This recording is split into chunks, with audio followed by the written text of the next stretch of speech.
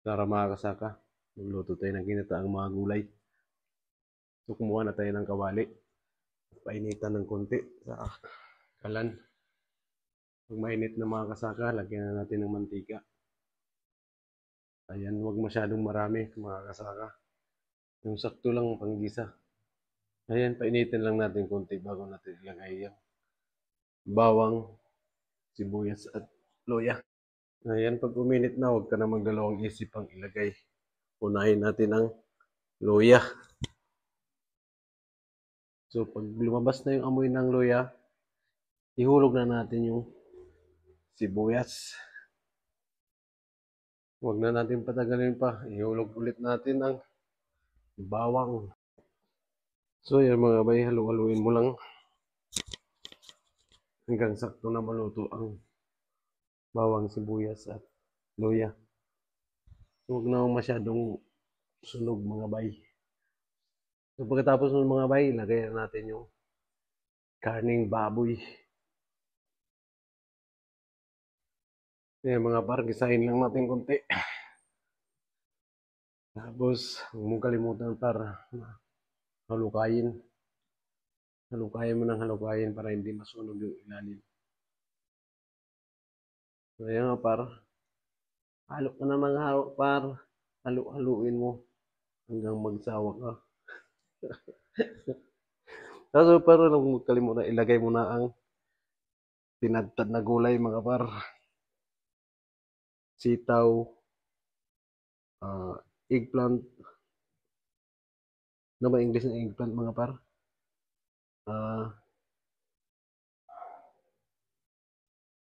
Ano bang English niyan par? Sitaw at saka eggplant. Nablangko ako sa eggplant na yan. Ano ba yan? Talong mga par. Yan ang English yan, talong. So ayan, halu-haluin natin para maghalo yung lasa. Masarap para pag laging hinahalo yung mga niluto. Para pantay yung lasang ilalagay mo dun sa niluluto. So pagkatapos yan par, ilagay na natin yung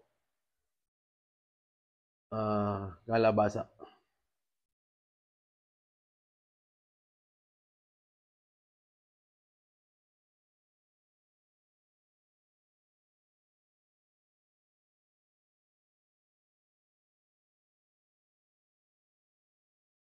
Ayan mga kasaka, halukayin natin ulit para pag-mix ng maayos yung mga gulay at saka yung karne.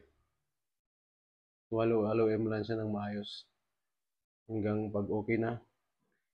Huwag na natin patagalin pa, ilagay na natin yung pangalawang piga ng gata.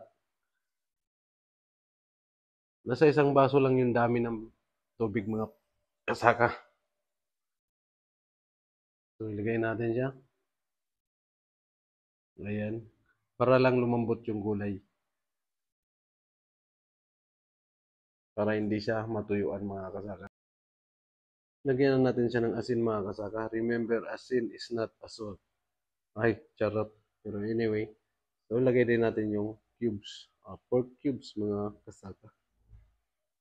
So yan, ang tagal magbalat. Balatan mo na, bilisan mo pa. Ayan, nilunod na mga kasaka. So pagkatapos ng mga kasaka, lagyan din natin ang dried onion sponsored by Ate Cecil from Germany. So, lagyan natin ng karagdagang dried onion. So huwag natin kalimutan lagyan ng dried, durog no black pepper. So, madalas akong gumamit ng durog na black pepper kasi lagi akong durog eh. Ha! Wow! So, huwag na natin patagalin pa. Haluin na natin. At pagkatapos na mahalo mga kasaka, takpan na natin ng hanggang 10 minuto para lumambot ang mga gulay.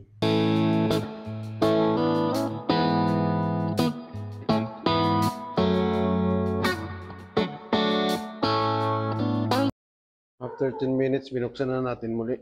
Ayan na nga, malambot na ang gulay.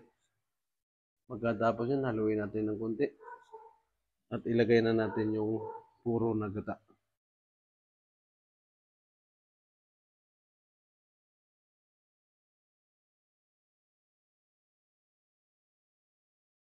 Yan mga kasaka, haluin natin ulit para mahalo ng maayos yung gata. Pagkatapos haluin, takpan ng hanggang 5 minutes para hindi masyadong sunog yung gata. O depende sa inyo kung gusto nyo sunog yung gata.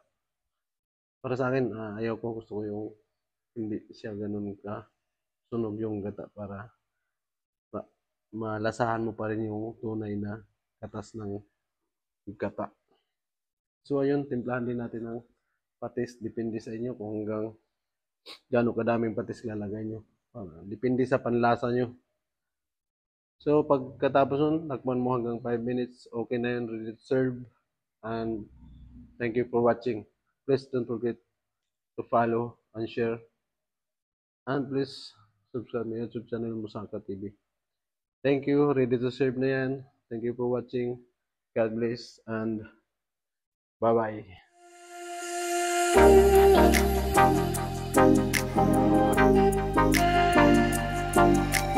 Thank you.